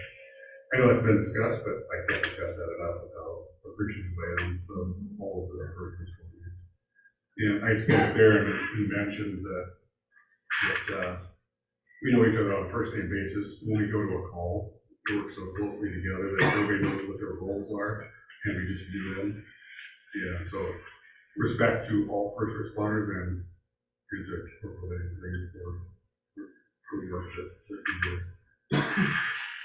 We've been receiving a lot of training that's required, PDPSST, Department of Public Safety Standards and Training. It's kind of, we have a cycle that we go through that we're required to do training, and so we're going through those processes right now to meet those requirements. I've been working on several updates to our policy manual just to keep up with legislation. And AJ right now has been working diligently on our accreditation process, which is a process that involves a lot of the policies and so forth. And so we've been working through that, and AJ's been working really hard on that. And again, talking about City Hall, Andy's been working on the city webpage and getting updates, so please go to that. There's a lot of good information on there, and she's working, and it looks a lot more user friendly. I can use it, I think anyone can. We did a cost analysis for the phone system we're trying to get, which I know will save a lot of time, because we get a lot of calls into here that people calling for the county, people calling for Hillsborough for court, people calling for Willamina for tickets. So there will not be much of a cost increase. And what I did is I looked and talked to Comcast and figured out how we could streamline. And I mean, we have televisions that we were paying for, but I've been here 26 years and I've never used the TV here. So I don't know how long we've been paying for cable service that we don't use, so. Brought to my attention, I called and canceled that. So that'll be a cost savings there. And to get that phone tree implemented, will be phones that will come in and then they'll be going to the police department or going to different employees specifically. So it won't be a answer machine that we're still using. Which, working through that process, and it's maybe an increase when I get done with all, when we get done with all the cost savings, it may be an increase of $25. I'm thinking it might be even or even less than we're paying. So that's what I'm hoping for. So. We did hire a new employee as part of the city hall staff. We'll be working on primarily financial responsibilities, and Kim is very grateful for that. She expressed that. I lost track of how many times in the last couple of days. So it wasn't having a lot to do with me, but she was very thankful for that. I am, because I don't like enough, but I've been the one helping her. So. We've been working on, again, the water delinquent payments and working through that process. Angie and Kim have been working really hard and working through that whole thing. And there are resources that are available for those, just so everyone knows that aren't able to afford or those that aren't able to afford their water payments. There's resources available through Whitecap and other places that assist with that process. And they've been great in helping a lot of the community members here. If you notice the glitching with the camera, we've been trying to figure that out. And every time I look at it, it does it. And we'll make sure it's not live asleep. Everybody else sees that, I hope. Yes, I have seen it a couple of times. So unfortunately, we might lose the camera because it might have to go back to get it checked out. So it could be a real challenge for all of us, but primarily you can rely on that for a lot of the requirements that she has. So working through that, trying to get that resolved and fixed through a process.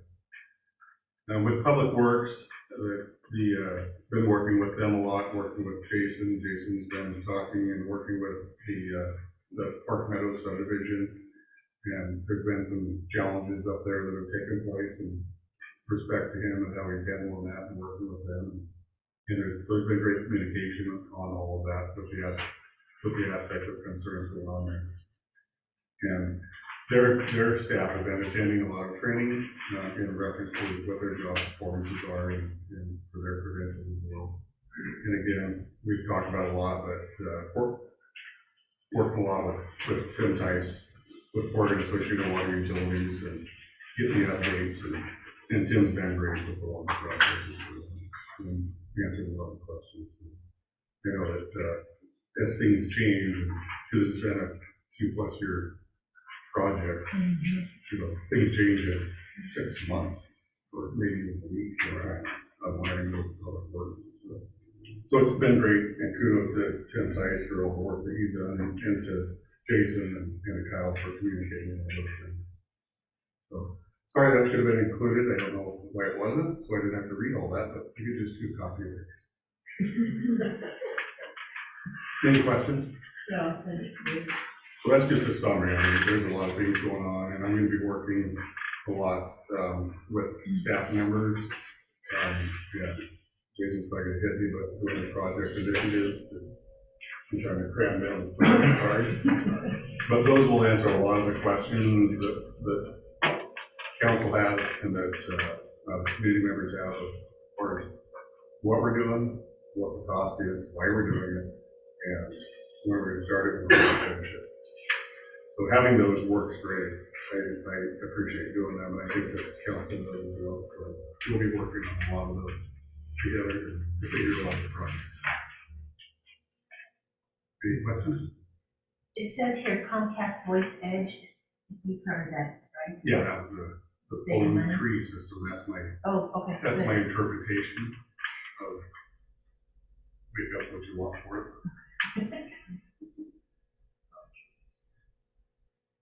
They use your phone. Yeah, it might not do that anymore.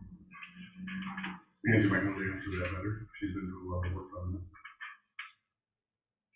And that was the administration report and the police department report. Got you. And you covered them all. You did well. All right. Mr. Walker, Public Works. Did you create this report? Look great himself. I'm just, He was the fingers behind. it was such an exciting moment. I was just, His voice and. Yeah, no, yeah. And very, very, very grateful for his efforts. this is actually so well done that, I think you should probably post it on the city website for the community to see the projects that are happening and what you're doing. And I'm sure you guys already thought about that. It's available in the front desk at City Hall too, I grabbed one the other Nice. day. Yeah. Yeah. Yeah, I mean, that's a great way to start it out. I mean, we've been a godsend, just kind of putting it all together, putting all the pieces together so we can take this kind of presentation for you guys. Hats off to him, so. Is there any questions alluding to any of that? I have a question on sediment removal from the intake. Is that the 25 feet or whatever we were talking about earlier? Yeah, that was just a rough estimate, but yes, okay. And it was completed today? No, Removal? sorry, I must have got a date wrong. So October, we were gonna exercise the valves and try to remove that sediment manually out through the creek. AKS's direction and help ourselves Gotcha. being in play. So you don't have a completion date yet? That's what I thought was done today. Well, that's the intake. Are you talking about the intake or the, impound structure? Well, I thought, I think that's the what I was impound- asking. I think she's alluding to the impound structure, so. So they're different. This one doesn't have. Impound structure. That was done today. Here on the January 24th. Gotcha. So this was done today, removal from the intake? Yes, sorry, yes, Okay. there is an intake structure that has sediment removed, I'm sorry. No, perfect, thank you. Okay, and the sediment impound structure is January. And they are different. They are They are different. Alluding to that, that's gonna be roughly October, we're looking at that timeframe, earlier the better Of this year? of this Oh, year. nice, okay, cool. Okay, what do you have? No, so if there's no questions in regards to the reports, I'll just jump into completions. So sidewalk along Highway 47 there just got completed, a block of it. We're gonna continue that out and complete another section down that road. So it's roughly another 200 linear feet sidewalk repair along there. Yeah, I needed it, so then. they really did, especially that section we did. As soon as it was completed, we had a resident come by and say, thank you so much for your efforts here, because I would avoid this area to walk every single day. So you see things like that, and you kind of get that pat on the back, and it just makes you kind of proud of what all of us are doing, so. We are repairing 2 hydrants tomorrow. When I say repairing, we're replacing. There's one by the bus barn that is operational. We never took it offline, but it is very, very hard to open that valve. So what we're doing is just replacing it completely, and that'll be taking place tomorrow. All of our hydro valves / inserter valves are completed, so all of our isolation points on Highway 240 are now installed. Big kudos to King and Sons, they did a great job manifesting all that and making it happen. So with that said, so when, I think it was last year, we had a valve issue and we had a leak on 240 in Balm. We had to isolate, I want to say roughly maybe 110 residents and the school, just because of our valve situation down there. Now, currently, we have 3 inserter valves in place where less residents would be shut down and we don't have to isolate the school. The school can completely function if we have a mainline break on 240, which I think is astronomical, because that was a bad deal. So, and a lot of this is redundant information since we had the town hall meeting. For the residents, your water currently with the filter media replacement is 10 times better than bottled water. Your water quality is up 10 times better than bottled water. I keep bringing that up just That's because it amazing. is pretty amazing, so. And you get it for a fifth of the price. Yeah, correct. So, I mean, that was a big project that finished, and we keep seeing just better and better improvements there. With that new system in place, we're saving 3,200 gallons a day of water. So So we conserved 3,200 gallons of water during our backwashes to clean that filter media, which is a big gain to residents. We just got surveying done for sidewalk on on Highway 47 for kind of a safe route into Jane Hendricks Park. So if you're into that, that's huge. Yeah, I mean, so we'll be looking at getting some bids coming across so that you'll have that safe route into the park, into the nature trail, and also for all the southbound residents, children and so forth to get into town so they don't have to be on Highway 47. So or cross the public works and the nature trail there. So that's a huge one. Thank you. Yeah, you're so welcome. Thank you. Much needed. With the project over there at the Park Meadows, there again, like Craven alluded to, Boston Corp has done a wonderful job. Big hats off there again to Keith Crocker, who's been kind of spearheading that project. He's a local resident. Everything he's ran across our way and gave his kind of input. We ran across engineering, and 9 out of 10 times he's been spot on. We upgraded the whole subgrade on 3rd Street, so all that alligator you guys were having in those into the asphalt itself and the poor subgrade with the developer, with him allowing it to happen, we were able to remove 80% of that subgrade and backfill it and put a much better compaction on that road, so that road should last my lifetime. So I'm pretty happy about that. They've done a great job when it came across any issues. Our storm is currently online. All the wastewater is currently tapped in and all the distribution is done on that project. So there again, like Raven said, they're getting ready to pay within the month. I think they will probably be pulling out of that project and getting ready to build homes. Can you just briefly tell us, so right now it's all under construction, and so the road going, the east side of Sheila Park Road going into the park is now no longer there. Correct. And there's a new road going into the subdivision. How will that look in the very end? That horseshoe that was existing at Sheila Park is now going to connect to that on-ramp road that kind of ties into the development. So you'll go into the development to get out of the park? You won't be going into the development, that is an egress road, so it will just tie Do a together. Y. Exactly. Oh, There's a okay. Y. So you won't be going into the development, it's just an egress.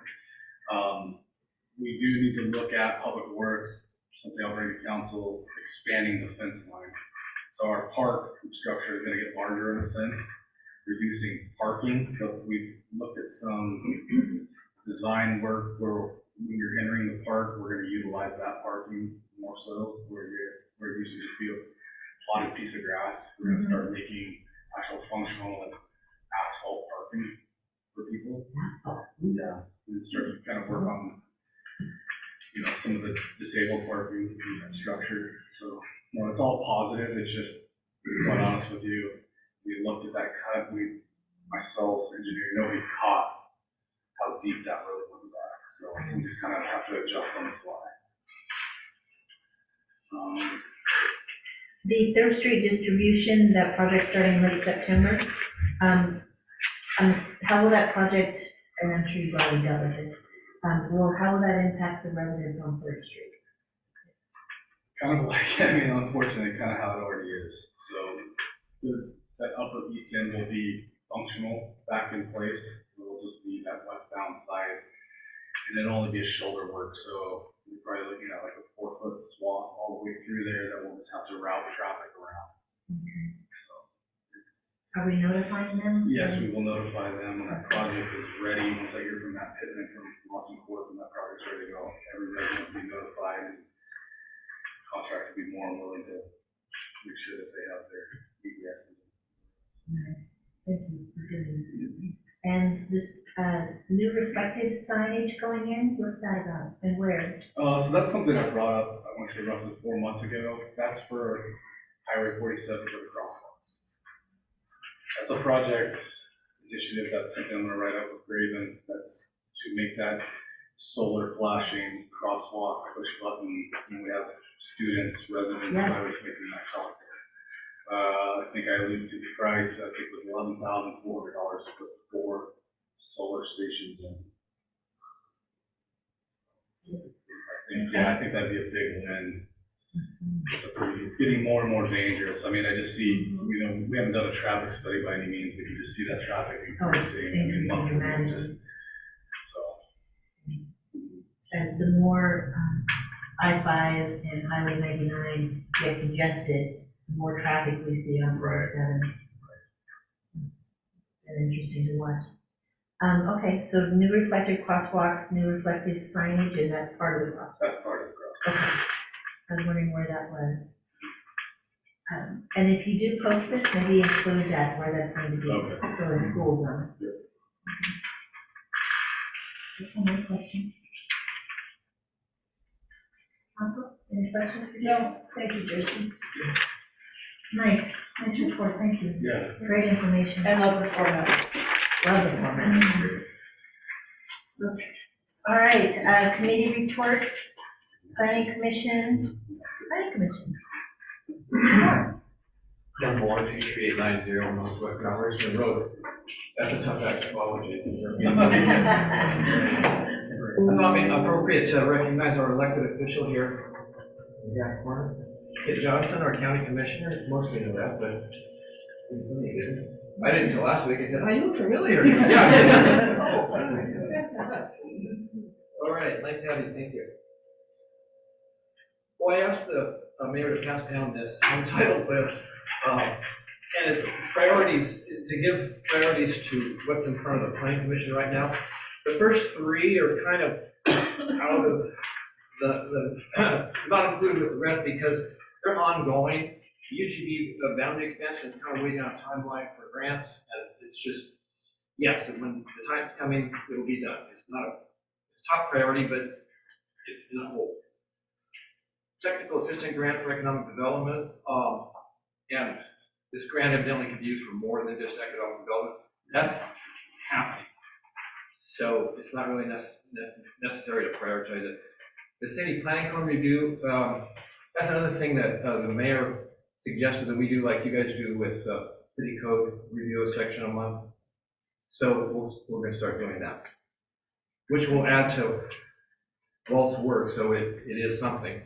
Now the next ones, that people that don't have the list, Battle Oil and Grease Code, Formula Business Code.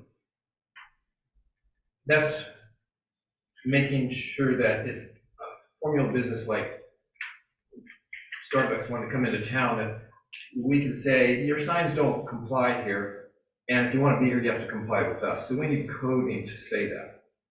We need code to say that. Short-term rental code, you know about that. It's underway, but it's significant.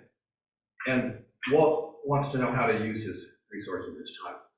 Nuisance lighting code, and then rezoning houses along Maple Street for businesses. This is kind of a new topic, like, wow, yeah, okay. The mayor asked us to look into that. And then Jenny brought up code ideas for economic development that will come from their committee. Can't really prioritize what we don't have, but it would be things like, what I've heard from them is that drive-up windows are something you need to get ahead of on businesses. They're generally not good for a small town. You don't want those. So just get that code in place ahead of those kinds of things. Can you think of another example, Jenny? Not to say that we are working on and kind of fast tracking certain codes and in our committee to make, we're doing the research to make the recommendations to take to the planning commission and in consultation with Walt as well. And there's a sense of urgency for some of them. Absolutely, yes. And so the initial thing that we're going to try to be working on as soon as possible is just those quickly, the drive-up windows, like the easy, hot topics that are obvious, things that we want to make sure, like we identify things that if we've only been thinking about that and have something in place a year ago or 2 years ago, so we want to be ahead of the curve before other changes, from the outside might want to, purchase something and make a drastic change. So we're going to do the research on those those, high priority codes, and then also with this, formula business restrictions, that information, to try to kind of help set the stage for, what we want and not want in the town. And what I'd like to mention too is, Kim had sent us some information a while back, or last month, about this community heart and soul program. And so she found some information about that, and I got more information from that organization, but they, it's a nonprofit that works across the country, and so you can get in with that, and the idea is to get input from the community members, because we could be like, you know, our committee, and Robert and I, and, you know, the rest of our committee, like, think that this is great, or this is what we see, and get so few people who get really involved in many commission meetings and city councils. So what this will do is kind of help solicit input from the community in an organized fashion, at least try to get input, and then identify what matters most to everybody, and then be able to take that into consideration as well. And so then we've done that, we've done our due diligence, and then it's not like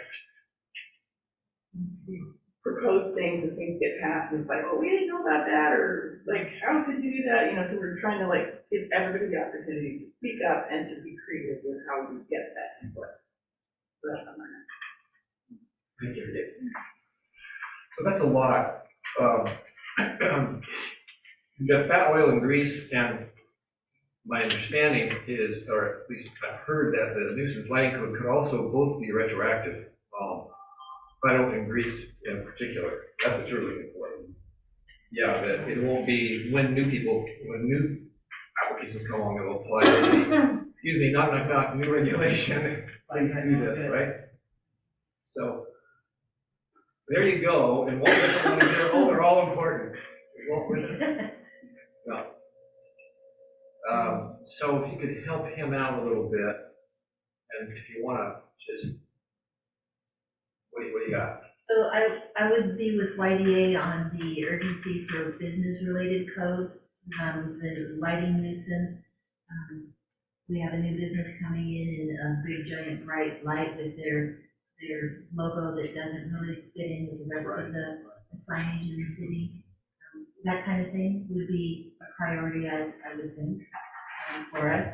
So anything related to changes that are happening quickly, I would encourage those codes to be addressed as quickly as possible.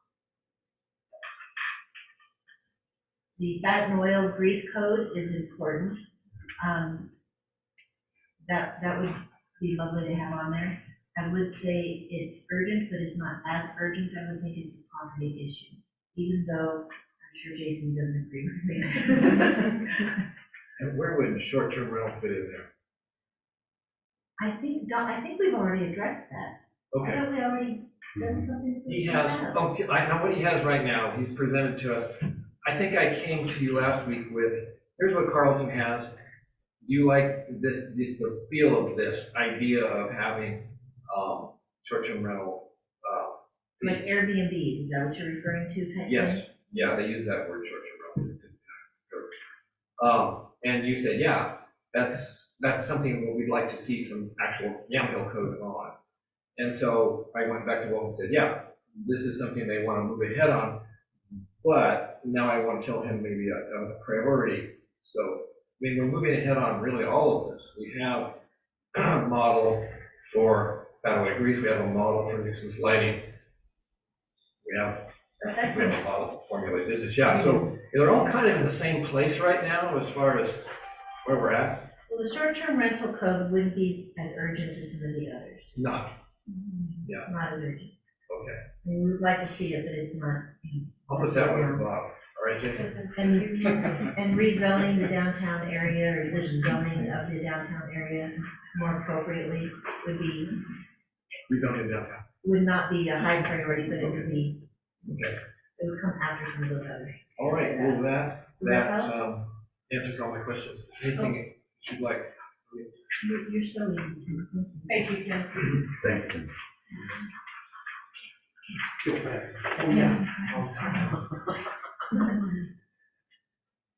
Water Advisory Committee. Oh, did you leave? Brian left, He's in and we don't room. really have anything to report, we haven't met. Okay. thing?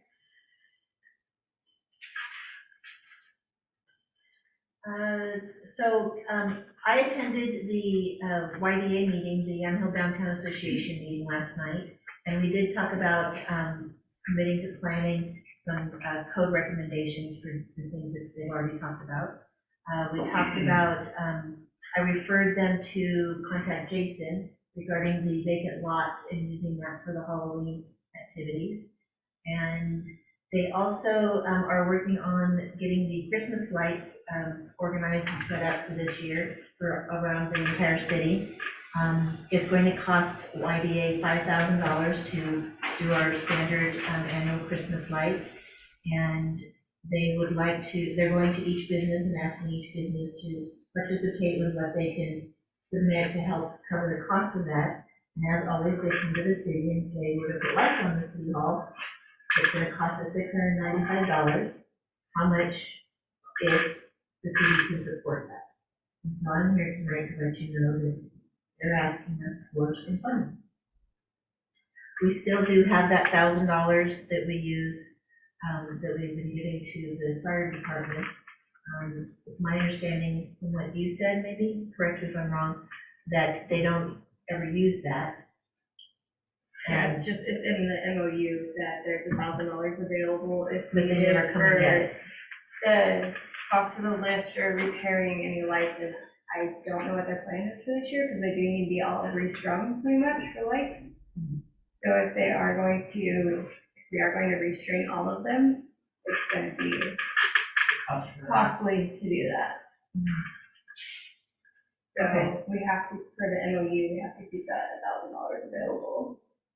If we're going to keep that MOU. Have we seen the MOU? How old is that MOU? I have no idea. Do we know where it's at? I know there was a copy of the fire station, I don't know where it is, and I don't know whether the city should have one too. It should. I don't know where, I can look for the one. But Angie, can you add to your to-do list? I already wrote it down. Oh, you're so good, thank you. Appreciate that. We need to recover the MOU so we understand what we're required and need to do. Okay. So if they don't use that money, then we could use that towards the downtown association and support them in their efforts. But it would be nice to know what we're working with. now, put the lights up till in the November. How much we're going to spend if we're going to redo all the lights until then. Oh, goodness, okay. Right now, it's February of 2016. February 2016. I'll look for it, everyone, that's when that comes. That's about right. Okay.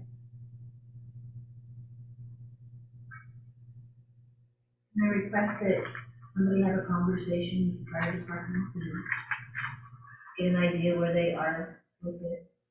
They may not even be aware of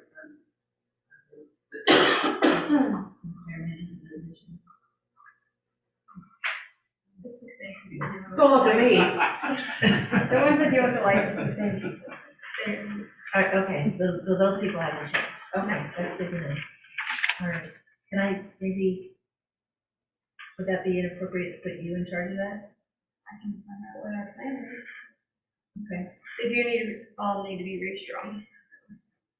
Has the YD ever contacted Yandel? How does that work with the Yandel? Western. Yeah, the Yandel Community Club. Oh, Oh, yeah. oh, yeah, no, yeah, we have given money to the lights in the past, So, and so is our business. I figured. Yeah, it's not just in town that's putting lights up. They mentioned to me last night in the meeting that the community club's been very supportive of them in the beginning when they were trying to get off the ground. That they were there for them. So, Right now, they're, like, the community club is basically designated their money in the playground, in the park, and putting a new base. That's kind of what they're thinking. Putting a new base into the playground, so we got a grant, we got a huge grant, from that, or not a grant, a gift, it was only. yeah, yes, Yeah, it was a gift. very nice. Can we call that person for more gifts? Yeah, I mean, he came in out of the blue, I mean, just Wow. absolutely out of the blue, but, he's new to the area, somewhat, and and he was very gracious. I was shocked when I got the envelope and I put the check. Wow. Wow. So nice people like that. And we're trying to use the funds for, matching, he's also researching some grant stuff for playground equipment, and so we have some funds to match the grant with, and to add or update and stuff. So I know that that's what they're doing, but I know they've been asked for money in the past for lights, and I'm trying to get out of my job, so don't ask me. Thanks for the update on that though, Kathy, thank you. And so that's something we need to make a decision about at some point in time. And my understanding is the sooner the better, because they have to work with the company who is C&D landscaping. They have to arrange with them ahead of time. So sooner we can give them an answer, the better. And that is all I have. Council, do you have anything that you'd like to report on? I'll find out about the lights. I got a quick thing. 30th of this month, we met with the community club last night at Beulah Park. We're going to be having sort of an end of summer derby race. It's going to be kind of cool. We've got a group called Toxic Mopar that's bringing 40, 50, 60 like high powered Dodge whatever out there, kind of a car show, and they'll be paired up with each of the derby racers. They'll be able to display their derby car next to one of their Mopars. We're kind of we're gonna do that, and then sort of the party, it goes from like noon to 5, and then Yamhill Bar and Grill will be hosting those cars in front of their establishment, wrapping around to Larson House for the evening, kind of the downtown in Yamhill, kind of the outing thing. Should be a lot of fun. Also for the Christmas lights, that is when the drawing for the shotgun to pay for Christmas lights happens. Nice. Yeah, so we might have some dough for that if people want shotguns. And this is not the YDA Christmas lights, this is different Christmas lights. This money would go towards the YDA Christmas lights, yes. Oh, okay. Mhm. So where are we at with the Christmas light plan that you and Marty had? Get money, order it. We're at the get money part. We're at the okay. Yeah. We're good then. All right, just for information only, a floodplain revision letter determination doc. That's the Federal Emergency Management Agency has sent us some updated information on the floodplain for the Yamhill River in the rural portion south of the city.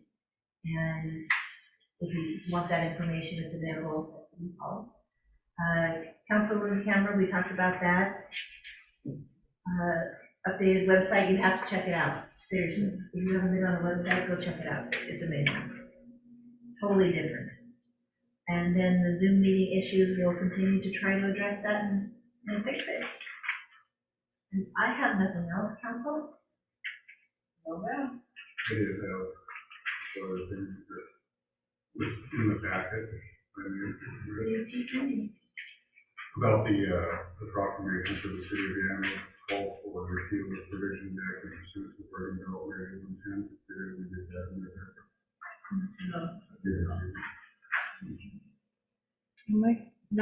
I must be missing stuff. What's that? I'm sorry, Greg. I let you down this month. Really sorry at all. So that's something that I'm working on, and I will email to all of you just to look at.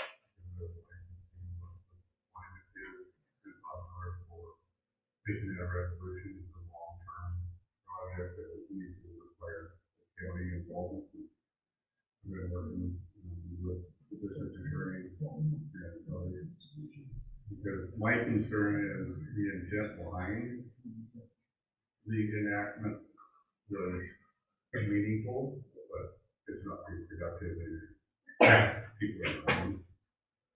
And I want to be avoid, people and get them the help that they need. And the way that the law is set up right now, that's not happening. And I'm not really seeing that and hearing that from those that have substance use disorder issues. And they want help, but the way the law is set up. So So I will email that out for everyone to read. And also I wanted to, kind of, not really put Angie on the spot, ask her, so when someone wants to be put on the agenda for a city council meeting, I want to ask Angie what she would prefer a timeline to be in. I'm saying not having it a day before, or 2 days before, or even 4 days before the meeting, because it's not an oversight, it's not enough time to get that on the agenda. So if you don't mind me asking, what is a good timeline for you and for people who are requested to be put on the agenda for city council? Well, I try to do the cutoff the Thursday prior, and that's when I'm putting the packet and everything together. So I would say 7 to 10 days would be And I best. agree with that. And that seems feasible for processes, with everything that's involved, and then if something does change, it's been a lot of work for that person. And now Angie's doing it, it's not fun. You have to make changes, it's a lot of work, it's not just putting something on a piece of paper and going, okay, it looks good, there's a lot of processes involved. Just the community be aware that if they want to be on the agenda for something, you give 7 to 10 days, notice. I'd say 10 days is sufficient for a request. Thank you. I'm up for a motion. I make a motion, we adjourn. This is my public comment. Yeah, I was thinking unanimous, kids. I know you're. We're adjourned. Hold on, 1 second, I'm trying to end this.